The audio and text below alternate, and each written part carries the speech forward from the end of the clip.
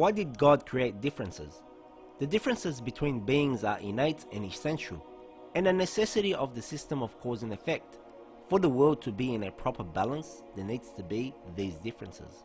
We have established that the world has a specific order to it, the order of cause and effect. This specific order that we are trying to understand in the creative realm can be understood in two ways. There is the vertical order and the horizontal order.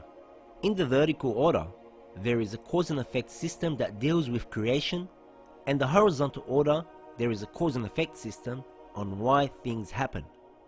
For example, the vertical order can be understood with Allah subhanahu wa ta'ala at the top that infuses all of the creation, and He is the primary cause of everything. Then we have, for example, angels who have been assigned certain responsibility. We know that there are certain angels that have the responsibility of taking life, some angels to deliver messages and etc., as mentioned in the Holy Quran. Then it could come down to prophets, and then come down to humans, not in any known order. It does not mean that there is no shift on how our spiritual level can go, but we are looking at it from the creative nature, why we are, where we are.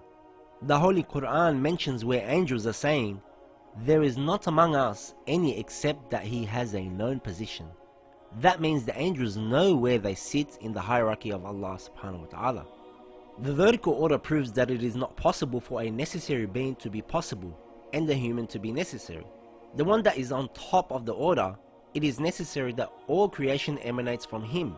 Therefore, it is not possible for that necessary being to move down and someone else to come on top, because they do not have it innate in them to have that creative ability. So questions such as, why was I not created an angel? Why was I not created a prophet or an imam? Can be answered because innately I did not have the capacity to be in that particular position that somebody higher has, nor can I be in the position lower than that has been assigned to me by Allah subhanahu wa ta'ala in the creative realm. These questions only appear because we compare the system of God to our system. In our system, there is no problem with you being the president ruling today and tomorrow you are being ruled. But in fact, the order set by Allah subhanahu wa ta'ala is not an artificial system. We must understand that each one has been put in a certain spot for a particular reason, because of our own innate capacity. And Allah knows we will best fit in that particular system at that particular time to have that desired effect Allah subhanahu wa ta'ala wants. This is what we are meant to have been. I could never have been a prophet. I could never have been an imam. I could never be a jinn. I am where I am.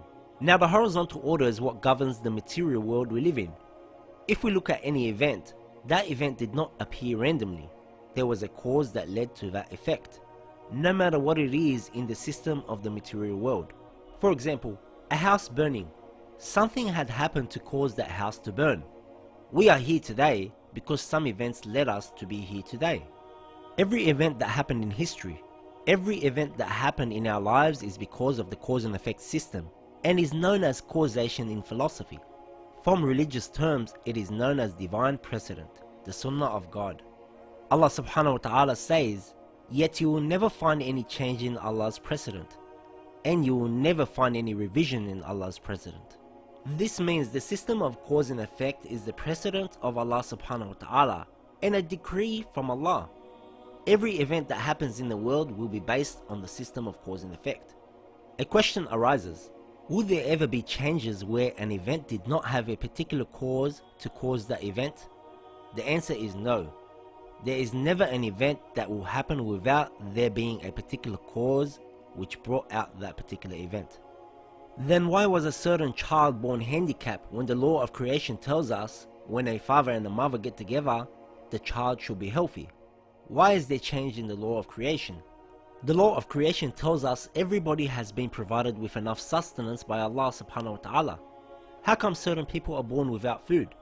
There obviously has been a shift in the law of creation. These alterations are actually the result of change in condition, which necessitates a new law to be brought in to replace the pre-existing law. We change something within the horizontal realm. For example, if we talk about wealth, the purpose of wealth is that we distribute it. When I hoard it, I am changing the law and system which led to others being poor. Because I am changing the system, a new effect is being put into place by Allah subhanahu wa ta'ala, which will reflect the change I brought about in that system. Or another example, a parent taking certain substances during the course of their pregnancy might have resulted in certain deficiencies and illnesses of that child. Therefore, nothing is outside the scope of causation in the horizontal order. We sometimes bring a shift in this scope, but that shift will require a new effect to be brought in by Allah subhanahu wa ta'ala. What about miracles? What about the birth of Nabi Isa alayhi salam? That was not a father and a mother coming together.